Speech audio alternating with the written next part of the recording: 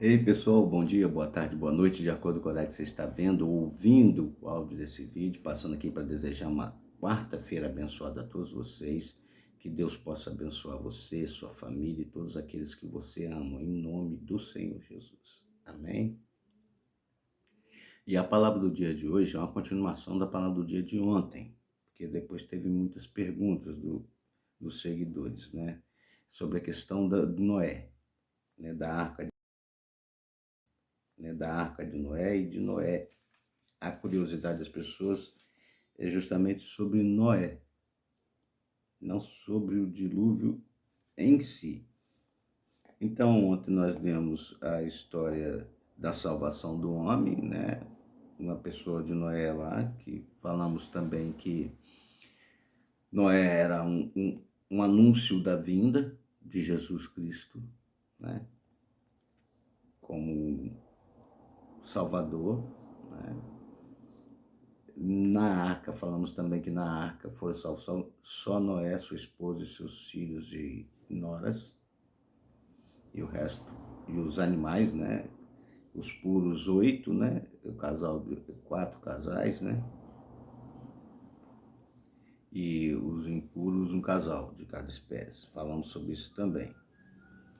Depois, se vocês quiserem, a gente fala um pouco mais sobre isso em outro vídeo. Mas as perguntas que giraram aqui foram em torno da situação de Noé, né? Da diferença. O que tinha de diferente Noé? Tinha de diferente Noé, além do que nós falamos ontem.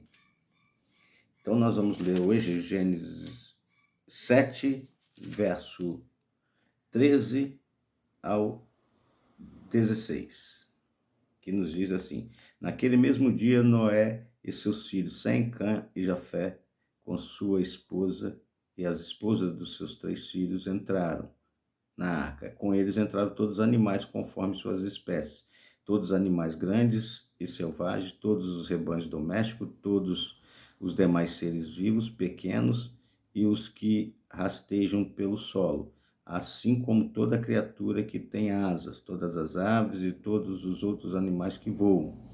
Com Noé abrigaram-se na arca casais de todas as criaturas que tinham fôlego de vida.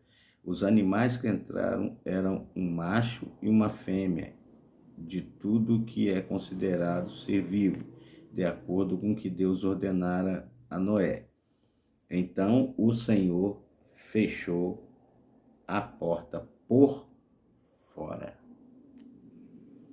Olha que interessante isso aqui, né? Porque muitos falam assim, poxa, mas Noé vindo os outros morrendo afogado lá, né? Morrendo afogado lá, e como que ele faz isso, né? Deixa todo mundo morrer afogado lá. Então, o que que aconteceu? Quem fechou a porta não foi Noé, foi o próprio Deus. Que provavelmente Noé cederia, provavelmente, porque ia haver aquele desespero. Outro detalhe que as pessoas não entendem é que não havia chuva naquela época. Então, um dilúvio era uma coisa impensável. Talvez muitos acreditaram, nem acreditaram em, em dilúvio, porque não chovia, né? Na época. Mas as pessoas perguntam muito sobre Noé, o que tinha Noé de diferente, né? Para poder ter essa, só ele e a família dele serem salvos, né? Noé, além de ser justo, íntegro, seguia Deus. Mas existem outras especulações sobre Noé, né? Por exemplo, no livro de Enoque, que eu vou deixar, não aqui, vou tentar deixar aqui também, mas é mais fácil vocês acharem essas descrições lá no canal do YouTube.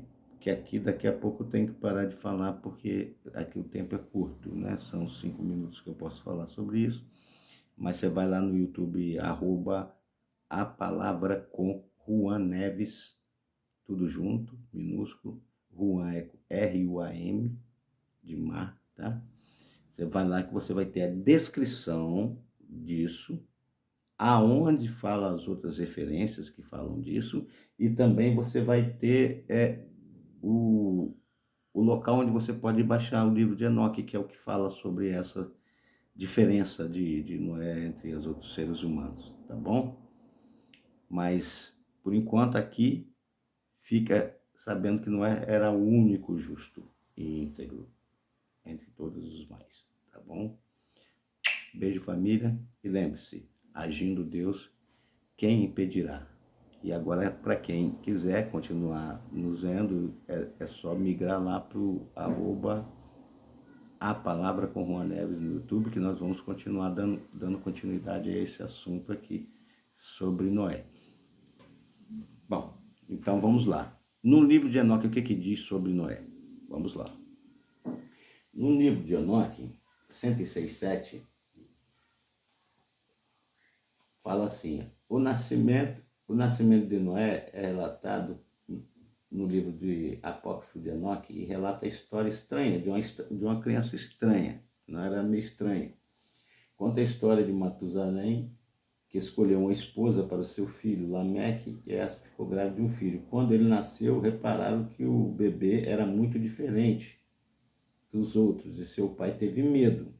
Teve medo por quê? Porque havia um problema grande naquela época que os vigilantes, seres celestiais que estavam para observar a humanidade, acabaram se encantando com as mulheres humanas e a seduzindo e tomando para si, e da união desses seres que abandonaram a sua natureza, né, não física, para transformar na natureza física, para que isso pudesse acontecer, esses seres, os filhos deles, nasceram gigantes. Então, o pai dele ficou desesperado, né? Falou, ué, será que é filho desse pessoal aí?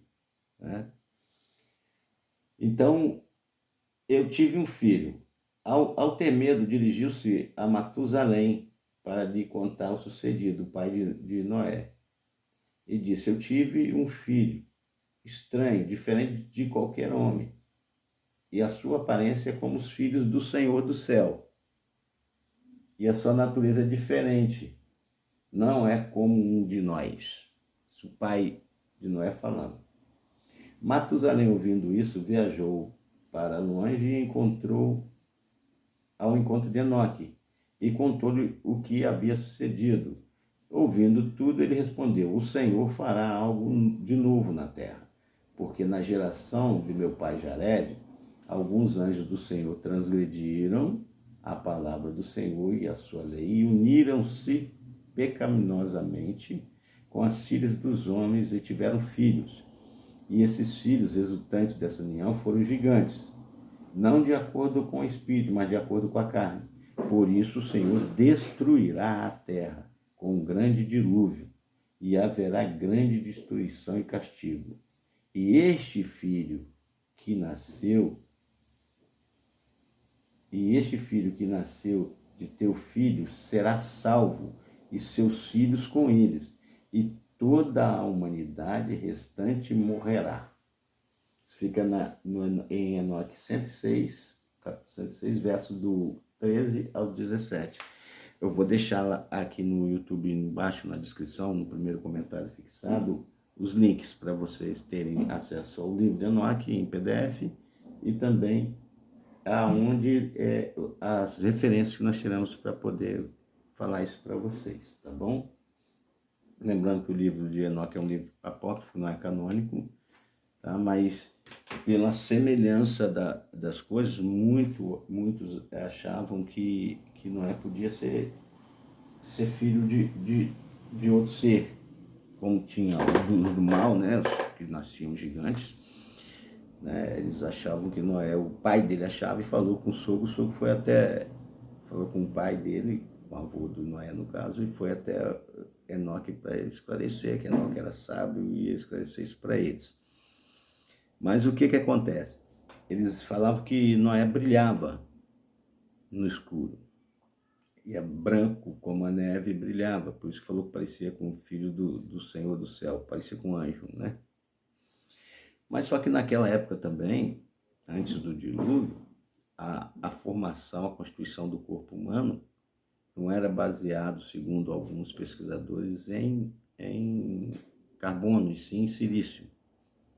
Então a luz refletia nesses corpos, eram mais resistentes e tinham um certo brilho. né? Um certo brilho debaixo da luz. Mas não era isso que era a situação de Noé. Noé era diferente, sim, porque Noé era puro, descendente puro de Adão e Eva, né? Se você for ver lá em Gênesis 5 e 6, você vai ver a descendência até chegar a Noé, puro sangue mesmo, descendente de Sete, aquele que substituiu Abel, descendente direto de... Então ele era puro sangue, e para Deus salvar a humanidade e o seu projeto de criação tinha que ser o projeto que ele criou. Claro que agora já tinha um pecado na Terra através de Adão e Eva, né? Mas tinha que ser como ele criou, e não esse hibridismo, essa mistura de raças entre seres que abandonaram o seu lugar de morada e se transmutaram para outra coisa, outro tipo de coisa que a gente não sabe ao certo, que a Bíblia não descreve muito bem. Mas Noé, o mais importante você saber é que Noé era um homem íntegro, puro, limpo e seguidor de Deus.